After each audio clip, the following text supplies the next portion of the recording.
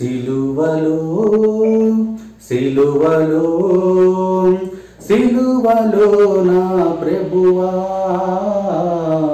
శ్రమలలో శ్రమలలో శ్రమలలో నలిగేవా సిలువలో నీవేగా శ్రమలలో నీవేనా.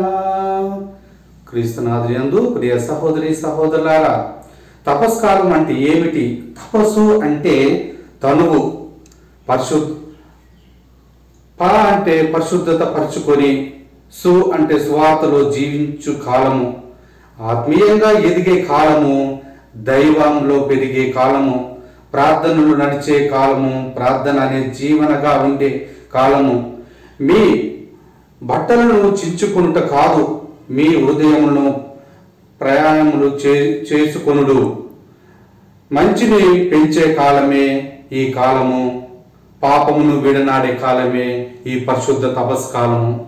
దేవుని యందు ప్రియ సహోదరి సహోదరులారా, మనము ఈ యొక్క తపస్కాలంలో 40 రోజులు శ్రమలు, బాధలు, కష్టాలు, ఇబ్బందులు పడుతూ ఉన్నాం. యేసు ప్రభువు 2000 సంవత్సరాల క్రితము మనకిచ్చినటువంటి అభయము, ఆయన తనను తాను తగ్గించుకొని ఈ లోకానికి వచ్చాడు. మరి కొత్త నిబంధనలకు వచ్చిన తర్వాత యేసు ప్రభువే సాక్షాత్తుగా ఈ లోకానికి దిగి వచ్చి తనను తాను తెలుసుకొని మానవుల్ని రక్షించడానికి వచ్చినటువంటి యేసు ప్రభు మనం ఏం చేశాము? ఆయనని అవమానించాము, ఆయన్ని తృణీకరించాము, ఆయన శిలువని కొట్టి మరణ పాలనకి చేసి ఉన్నాము. అదేవిధంగా యేసు ప్రభు ఏ ఘోరము తెలియదు, ఏ పాపము తెలియదు, తనను మానవుల్ని రక్షించడానికి వచ్చి తనను మన కోసం బలి అయ్యి ఈ శిలువ మీద మరణించి ఉన్నాడు. ఈ తపస్కాలంలో మనం చేయవలసినది ముఖ్యంగా 3 అంశాలు: ప్రార్థన జీవితం, మరి ఇతరులకు సహాయం చేసే జీవితం, నిత్యము పూజలు ప్రార్థనలు పాల్గొనే జీవితం మనం జీవించినట్లయితే మన జీవితానికి ఒక పరమార్థం ఉంటూ ఉంటుంది. అదేవిధంగా క్రీస్తునాథునియందు ప్రియ సహోదరి సహోదరులారా, మరి ఈ యొక్క ఉత్థానమైనటువంటి క్రీస్తు రాకడ కోసం నిరీక్షించినటువంటి ప్రతి ఒక్కరు కూడా ఆయన కోసం ఎదురు చూస్తూ ఈ యొక్క శ్రమల కాలంలో 40 రోజులు ప్రార్థనలు, మరి ఉపవాసాలు, దీక్షలు వేసి ఉన్నటువంటి ప్రతి ఒక్కరు కూడా ఆయనని అడుగుజాడలు నడుస్తూ సైతానుని అనగదొక్కి దేవుని చెంతకి చేరడానికి ఆ దేవుడే మనకి శక్తిని ఇస్తూ ఉన్నాడు. అంతటి మంచి మహానుభావుణ్ణి మనం ఏ విధంగా ఈ లోకంలో ఆయన్ని తృణీకరించి చంపివేశామో ఒక్కసారి మనం ఆత్మ పరిశీలన చేసుకోవాల్సిన సమయం ఈ గడియ వచ్చినది. మరి ముఖ్యంగా మనము ఈ రోజుల్లో ఈ యొక్క బైబిల్లో చూసినట్లయితే మరి యేసు ప్రభు శిలువ మీద పలికినటువంటి 7 పలుకులు, తండ్రి వీరేమి చేయుచున్నారో వీరికి తెలియదు, వీరిని క్షమింపుడు. లూకా శుభవార్త 23వ అధ్యాయము 34వ వచనము.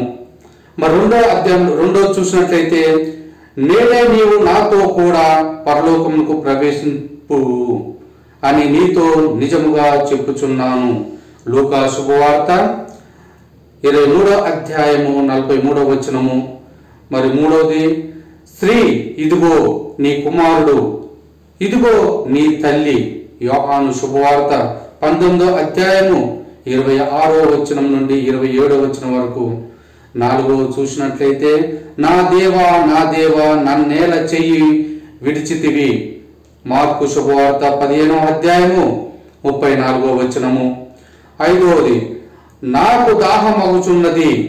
యోహాను శుభవార్త 19వ అధ్యాయము 28వ వచనము.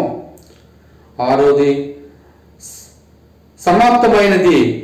యోహాను 19వ అధ్యాయము 30వ వచనము. 7వది, నా తండ్రి నా ఆత్మ నీ చేతికి అప్పగించుచున్నాను. లూకా శుభవార్త 23వ అధ్యాయము 46వ వచనము. ఈ యొక్క తపస్కాలంలో మనం చూసినట్లయితే మన బైబిల్ గ్రంథంలో యేసు ప్రభు ఈ పలుకులన్నీ కూడా శిలువ మీద 7 పలుకులు పలికి ఉన్నాడు. ఆ 7 పలుకులకి మనము విధేయతగా ఉండి దేవునికి దగ్గరగా జీవిస్తూ మానవ యొక్క జన్మను సార్థకం చేసుకోవాల్సిందిగా మిమ్మల్ని కోరుతూ ఉన్నాను. క్రీస్తునాథునందు ప్రియ సహోదరి సహోదరులారా, మరి కొద్ది రోజుల్లో యేసు ప్రభు ఈ లోకంలోకి వచ్చి తనను స్లేవ మీద కొట్టి మరణించి తర్వాత తాను పునరుత్థానం కోసం మనం ఎదురు చూస్తున్న సమయంలో మరి రిజరెక్షన్, ఉత్థానం అవుతాని చెప్పేసి ఈ లోకంలో ప్రపంచంలో ఎంతో మంది వచ్చి ఉన్నారు. కానీ మన యేసు ప్రభు మాత్రం మన కోసం వచ్చి తను మరణించిన తర్వాత ఈ స్లేవ నుండి తాను పునరుత్థానం అవుతూ ఉన్నాడు. ఆ ఈస్టర్, యేసు ప్రభు ఈస్టర్ అంటే ఈ స్లేవ నుండి పునరుత్థానం అవుతూ ఉన్నాడు. పునరుత్థానం అంటే యేసు ప్రభు ఉన్నటువంటి సిలువ తర్వాత ఈస్టర్కి తనను ఈ లోకంలో నుండి పరలోక రాజ్యంలోకి వెళ్ళిపోతూ ఉన్నాడంటే ఈ సిలువలో ఉన్నటువంటి యేసు ప్రభు నిజమైనటువంటి దేవుడు నమ్ముతూ విశ్వసిస్తూ ఆయన అనుగ్రహాలలో నడుస్తూ ఉన్నాం. మరి ఈ ప్రపంచంలో ఏ దేవుడు కూడా స్లేవ మీద కొట్లబడి మరణించి పరలోక రాజ్యానికి చేరడానికి ఎవరు కూడా ప్రయత్నం చేయలేదు. ఇప్పుడున్నటువంటి ఈ సిలువ, యేసు ప్రభు స్లేవ మీద ఉన్నాడు. మరి ఈ సిలువ చూడండి, నేను ఈ సిలువను వెనక్కి త్రిప్పి ఉన్నాను. మరి యేసు ప్రభు మరి కొద్ది రోజుల్లోనే నీ కోసం నా కోసం ఈ సిలువ నుండి పరలోక రాజ్యానికి వెళ్ళిపోతూ ఉన్నాడు. అక్కడ మనకి పరలోకం అనేది మోక్షము ప్రసాదిస్తూ ఉన్నారు. మనం చేసే ప్రతి ఒక్క పాపముల నుండి విముక్తి పొంది మనం కూడా దేవుని బిడ్డలంగా జీవించడానికి ప్రయత్నం చేద్దాం. ఇదే క్రీస్తు సువిశేషము. ఆమేన్.